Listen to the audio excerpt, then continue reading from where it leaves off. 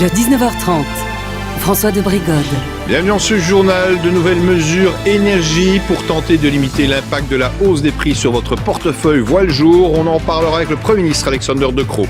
Les frappes sur Kiev s'intensifient. Les Russes ne seraient plus qu'à une dizaine de kilomètres de la capitale. Et puis c'est une héroïne. Elle a dénoncé en plein journal de la télé russe la guerre en Ukraine. Elle a séjourné aujourd'hui en prison. Des militaires belges participent aux manœuvres de l'OTAN en Roumanie, près de la frontière ukrainienne. Un reportage dans quelques instants. Objectif Groenland, des Belges lancent une opération pas comme les autres. Ce sera un mix entre la science et les sports, étonnant à voir.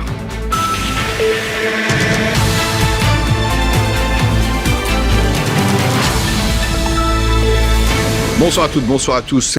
À suivre dans ce journal, quel rôle a joué Salah Abdeslam dans la préparation des attentats de Paris? Compte rendu d'audience en direct de Paris donc avec Laurent Wallenberg.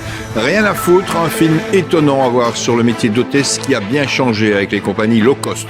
Dadju est l'invité de The Voice Belgique, son portrait dans quelques instants.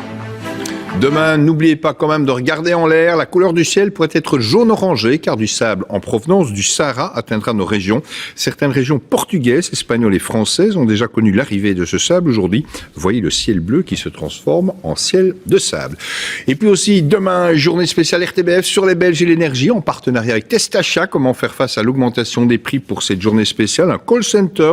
Vous pouvez le contacter au numéro qui s'affiche devant vous. Ce sera sur toutes les plateformes de la RTBF. Voilà, fin de ce journal. Tout de suite, bien sûr, QR avec Sacha Daoud. Bonne soirée.